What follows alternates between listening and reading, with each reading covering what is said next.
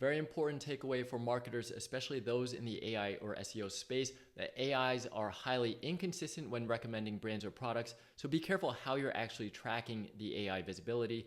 A new study from SparkToro and Rand Fishkin. This might be one of the more important resets in terms of AI discovery right now, where he's not necessarily saying that AI visibility is wrong or fake, but how we're actually measuring it might need to change because it might be a relic of SEO in terms of tracking rankings, but the outputs from LLMs are so inconsistent that how can you actually track this?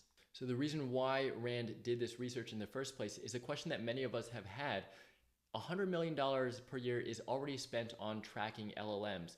But one thing that might make us a little bit uncomfortable is there any proof that the AI answers are consistent enough to even track in the first place? To get the data for this study, Rand got 600 volunteers to ask dozens of questions over and over across ChatGPT, Claude, Google AI. And this matters because it's actually enough scale or enough volume to get some real data here. So it's more about how these systems actually behave at scale. So looking at the numbers of it, there's less than a 1% chance that ChatGPT or Google will give you the same list of brands in any two responses. He notes that Claude is a little bit more likely to give you the same list. Also, if you're talking about ranking, the ranking of the tools or the products that would be recommended is totally random. So more than 1 in 1,000 runs before you'd see the same two lists in the same order. So as we're seeing different answers every time, that is part of the system. That is by design. Large language models are probability engines. So every answer or every prompt would generate a unique answer for the most part.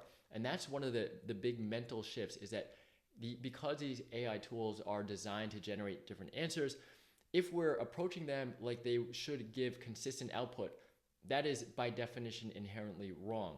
So the AI answers are samples from a distribution and they're not going to be fixed outputs. And that changes everything in terms of the tracking and the inputs that we're doing in order to try and improve or impact what our visibility is in large language models. So even though you're getting individual answers that are completely random, if you zoom out far enough, there are patterns that emerge. And that's what you're seeing in this visibility heat map, that there isn't necessarily a first ranking, but it's about the frequency with which your product or your brand could show up in these LLM answers. So the main takeaways here are that don't focus on rankings of LLMs because that will always be random, but visibility is something that you can bank on. And in terms of what you can do about that, you can be easy to understand, easy to categorize, easy to trust.